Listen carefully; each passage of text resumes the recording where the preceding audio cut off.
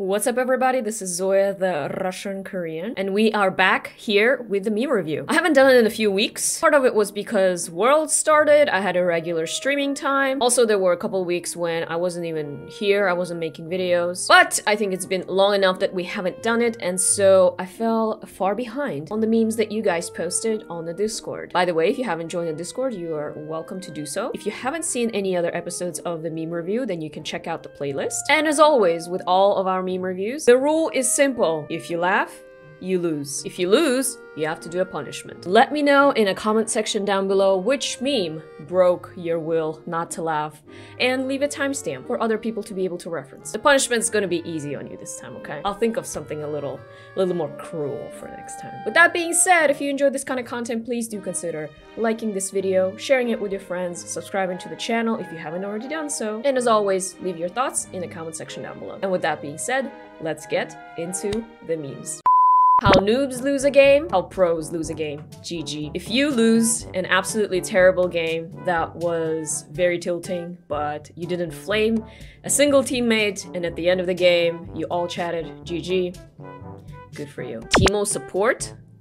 Kalista. Yeah. It's always awkward when you have a Kalista and you're playing a support like an enchanter or somebody who doesn't actually want to get in the fray of things. You could try to use it defensively, like to get away, but this ult is so much more useful if you have something like a tank or something that can CC or wants to get into the fray because, you know, there's a knockup and stuff. So the E-girl support mains Janna, Soraka, and Yuumi, takes the easy kill with Ignite. Woo-woo. Uses emotes. I did use this Amumu emote, but I don't use it anymore because I got the Crying Bee now. Play support because you can't farm. Heartstuck in silver and gold, has 3 skins for every main. This is pretty accurate actually. So I had this conversation with my husband recently. He was like, "Are you an E-girl?" And my automatic response was like, "No, I'm not." And he was like, "Well, why not?" And I said, "Well, I don't know. It's just there's a certain image of an E-girl that I have in my mind that I don't really fall into." But he was like, "But you're a girl who plays games and you make content online. Doesn't that make you an E-girl?" So we were having a small debate about that. I don't know. I actually don't know. Speaking of can't farm, I actually have learned to farm a lot better. Nowadays, a lot of times when I play, I actually have the highest CS score in the entire game. So, I mean, I take it as a sign that I have improved. But hey, don't shame people by calling them E-girls, okay? Teemo, I think you need to open your eyes and see what you're grabbing here. Me, starts a ranked. Typing, dinner is ready, sudden urge to. Take the number 2. The sudden urge actually is so accurate. I don't know if it's like the nervousness that you might have, or I don't actually know why. But a lot of times this is so true, especially if it's like your first ranked game in a day. Point of view, you're trying to get your last S. What are you doing? I'm your support. Okay, this is actually a good tip for those of you who are trying to get Mastery 7, have like 2 tokens or something, and you need 1 more token to get the Mastery 7. Go play that champion in an off role, but like don't troll, right? Actually try to play well. The reason for this being that the grade that you get in that game is actually based on the amount of people that play that champion in that specific role. So most people, for example, don't play talent support. So if you do well as a talent support, then you will probably get an S or an S plus because there's just no competition. There's no one else to compare to. So like your result will be really good. Now, the danger of that is you might end up inting and actually losing the game because you did pick something off meta. If you don't have a plan, if you don't have a game plan, then it's going to be pretty hard. Although I think talent support is actually not a bad idea. Just level 3 you go roam, and after you hit like your first item, then after that you can just play as if you are actually playing talent mid. It's really not that different. So yeah, good tip. I actually almost have a Mastery 7 on Shen without even playing him in the top lane because I usually play him either in the jungle or as a support. And most people don't play Shen in those roles. So I'm like literally 1 S away. I should probably play a few Shen games just to get that Mastery 7. No one. Esports players in a photo shoot. Yeah, why is that? They also, especially, I don't know if it's only the LCK or what, but they love doing, like, covering up their face, like, I don't get it. Just stand and smile. Like, why do you have to look like you're about to, like, crush the world? My Twisted Fate when I need him to stun someone. Where's the gold card? Also, this guy, Gongyu, he doesn't age. Okay, he just doesn't age. Dream Yasuo, 20010. Truth Yasuo, 020. If you haven't seen my Dream Yasuo, Truth Yasuo skin react, then you can certainly check it out and you will see which one of these I actually like more. But this is pretty accurate, in fact.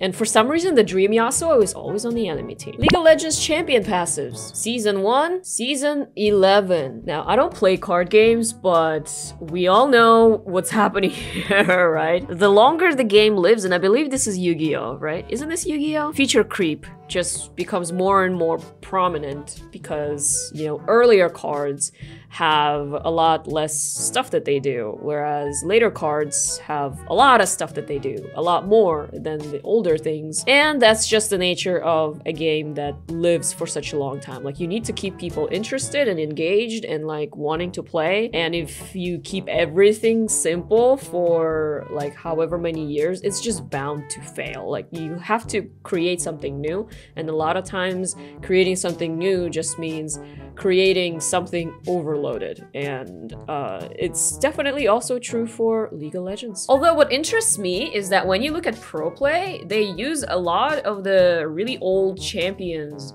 and it's just like always meta. Stuff like Twisted Fate, Orianna, Ryze, Miss Fortune, Ezreal. Those champions, like, they kind of never go away from the pro scene. So while they are making these overloaded champions in the later seasons, and sometimes even banning them from pro play, somehow the older champions managed to stay relevant. My Yasuo, enemy Yasuo. I just realized what this was.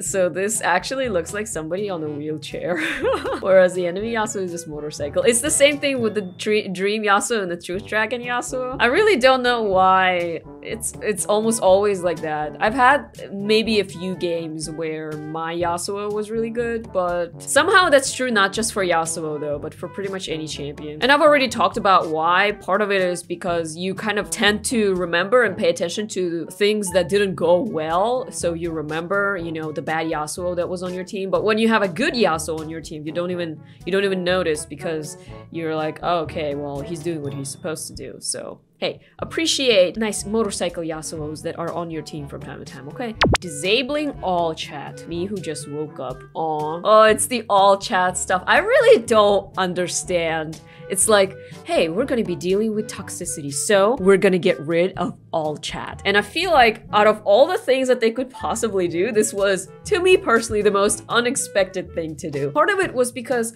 all chat is already optional. Like, you can literally opt out of all chat. So I don't understand the point of disabling it altogether. If it really bothers you that much, just turn it off. Like, when I play ranked, I actually turn it off. I don't have it on. If I play like ARAM or something, then I have it on because it's kind of funny. And sometimes you can like create like this mosh pit just dancing together. A few times in ARAM, I had like a 1v1. It was me playing Nautilus versus the enemy Blitzcrank, and we were just like, everyone else was standing around dancing and we were just trying to like grab each other. How are you supposed to do that now if all chat is gone? Come on. I'm pretty sure they're gonna like revert it because what's the point? What's the point? Another one of similar nature. There's the toxicity and Riot is fixing it with all chat banning.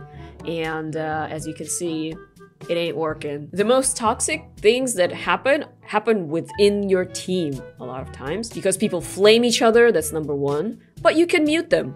But there's another type of toxicity which is a lot more annoying to deal with because you can't control it, and that's the behavioral toxicity. People AFKing, people griefing, people inting, and deleting all chat for sure is not gonna fix it in the slightest. Flash to escape, flash to secure kill, flash to kill steal, and flash to dodge Karthus ult. You can also add flash to dodge Akshan ult, because that has happened multiple times in my games, because I play a lot of Akshan, and people either panic flash or they think that if they flash, it's going to interrupt my ult. You can actually flash an Akshan ult if you flash like behind a structure or behind somebody. Then it would be worth it, I guess. But yeah, you can't flash to dodge Karthus ult though. So I guess, yeah, that stays true. No one. That one guy on game voice chat.